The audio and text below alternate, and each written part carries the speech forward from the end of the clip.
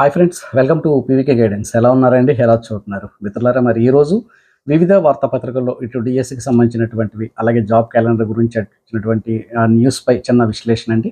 అలాగే ఈరోజు మరొక వీడియో నేను డిఎస్సి ఆస్పిరెంట్స్ దృష్ట్యా, అలాగే ఏపీపీఎస్సి ఇతర పోటీ పరీక్షల దృష్ట్యా కరెంట్ అఫైర్స్ అండ్ జీకేని కొన్ని బిట్స్ అయితే రెండో వీడియోగా ఇదే రోజు సాయంత్రం అప్లోడ్ చేస్తాను.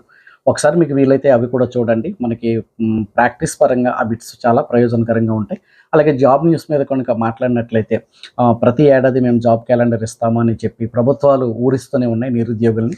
వీరు ఊహలు, వీళ్ళ ఊరింపులు ఎలా ఉన్నా కానీ ఏజ్ అయితే పెరిగిపోతూ ఉంది. ఈ వయో పరిమితి పెంపు మీద కూడా స్పష్టమైనటువంటి ఇది లేనటువంటి పరిస్థితుల్లో ఈ జాబ్ క్యాలెండర్ ఏమన్నా కొంతవరకైనా ప్రయోజనకరంగా ఉంటుందా లేదా అనేటటువంటి ఇదైతే చూద్దాం. ఫ్రెండ్స్, ఇది ఈరోజు వచ్చినటువంటి వార్తలండి. 2019 ఎన్నికలకు ముందు సుమారు 2.3 లక్షల ఉద్యోగాలు భర్తీ చేస్తామని అప్పుడు ఆనాటి ప్రభుత్వం హామీ ఇచ్చారు. అలాగే తర్వాత ప్రతి ఏడాది కూడా మరి జనవరి 1న జాబ్ క్యాలెండర్ ఇస్తామని కూడా ప్రకటనలు చేశారు. అలాగే ఈ ప్రభుత్వం కూడా మేము జాబ్ క్యాలెండర్ గ్యారంటీకి ఇస్తాము అనేటువంటిది ఇచ్చింది. అయితే ఇప్పటిదాకా జనవరిలో ఇస్తామన్న ప్రభుత్వం మరో 12 రోజుల్లో మరి నెల ముగిసిపోతుంది, కానీ ఇప్పటిదాకా అయితే మాత్రం లేదు. ఒక పక్క నిరుద్యోగులకు ఆవేదన ఏంటి అంటే మెగా డిఎస్సితో టీచర్ పోస్టులు భర్తీ చేశారు, మళ్ళీ ఇప్పుడు డిఎస్సి అంటున్నారు.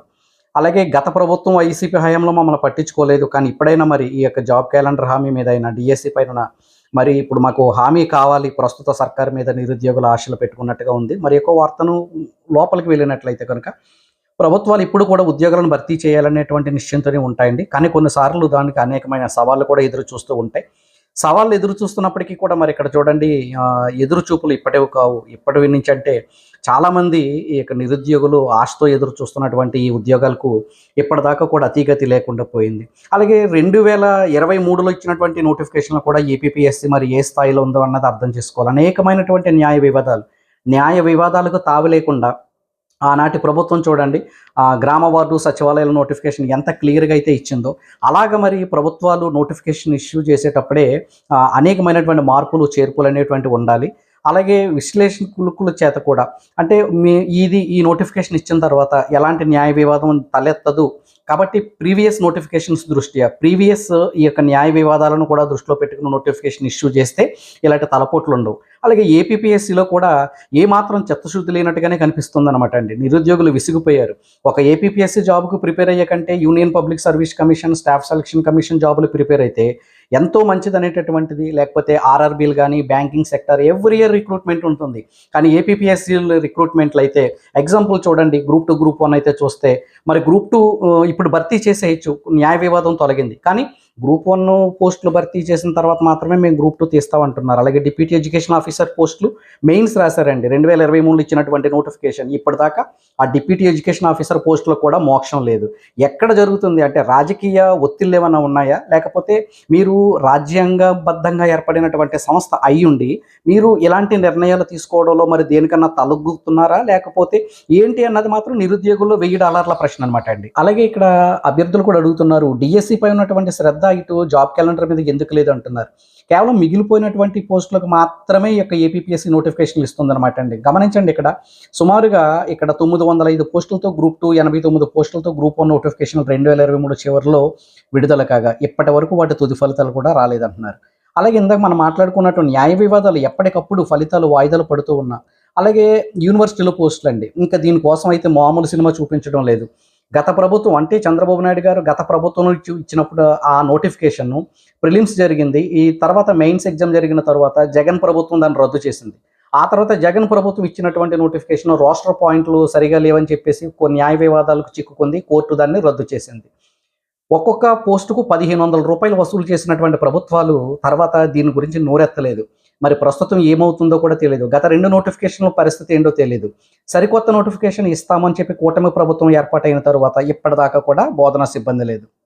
యూనివర్సిటీలో నాణ్యత ప్రమాణాలు లేవని మోడీ గారు తెగ ముత్తుకుంటున్నా.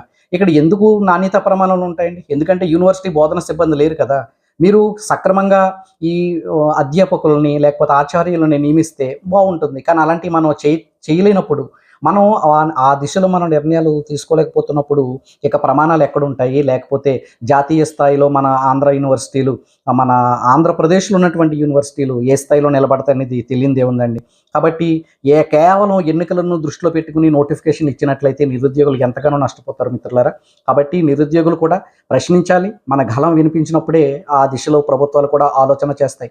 కేవలం వారి వారి ఉద్దేశాలలో మాత్రం అంటే ప్రభుత్వాలను నిలబెట్టుకోవాలి, మరోసారి మళ్ళీ మన ప్రభుత్వమే అధికారంలోకి రావాలన్నటువంటి శ్రద్ధ, నిరుద్యోగులకు మేలు చేయాలి అనేటటువంటి నైతికత, అలాంటి చిత్తశుద్ధి ఎప్పుడుంటుందనేది మాత్రం ఖచ్చితంగా వేచి చూడాలి. కాబట్టి ఇటు డిఎస్సి నోటిఫికేషన్ అతి త్వరలో రానయ్యింది. అలాగే మిగిలినటువంటి పోస్టులకు సంబంధించినటువంటి ఇవి కూడా రావాలి. ఇది ఈరోజు 'ఆంధ్రజ్యోతి' పేపర్‌లో ప్రకటితమైనటువంటి జాబ్ క్యాలెండర్ ఇప్పుడు అనేటటువంటిదనమాట అండి. కాబట్టి అతి త్వరలోనే అంటే ఈ జనవరి ఇంకొక 12 రోజుల్లో ముగుస్తున్నటువంటి నేపథ్యంలో జాబ్ క్యాలెండర్‌ను మనం ఆశిద్దాం. ఇది ఫ్రెండ్స్ పరిస్థితి. మరి ఇటు ఏపీపీఎస్సీ మేల్కోవాలి. ఏపీపీఎస్సీలో కొన్ని సంస్కరణలు కూడా రావాల్సి ఉంటుంది. అలాగే ప్రభుత్వం కూడా చిత్తశుద్ధితో వీలైనంత త్వరగా ఈ జాబ్ క్యాలెండర్‌ను రిలీజ్ చేసి నిరుద్యోగుల యొక్క చిరకాల వాంఛను నెరవేర్చాలనేటువంటి కృత నిశ్చయం కూడా ప్రభుత్వాలకు ఉండాలి. ఎందుకు అంటే ప్రతి ఏడాది కదండి, ప్రతిరోజు కూడా వయోపరిమితి ఒక్కొక్క రోజులో కూడా కొంతమంది మేధావులకు వయోపరిమితి దాటిపోతూ ఉంటుంది. తర్వాత మళ్ళీ వారు పోటీ పడడానికి కూడా ఆ యోగం, అదృష్టం కూడా ఉండకపోవచ్చు కదా! కాబట్టి వీలైనంత త్వరగా ఈ జాబ్ క్యాలెండర్ దృష్ట్యా వివిధ యూనివర్సిటీస్‌లో, అలాగే వివిధ డిపార్ట్మెంట్స్‌లో ఉన్నటువంటి పోస్టులను భర్తీ చేస్తారని ప్రభుత్వం మరి ఆశించాలి. సదా మీ విజయాన్ని కోరుకుంటూ I wish you all the best. Thank you.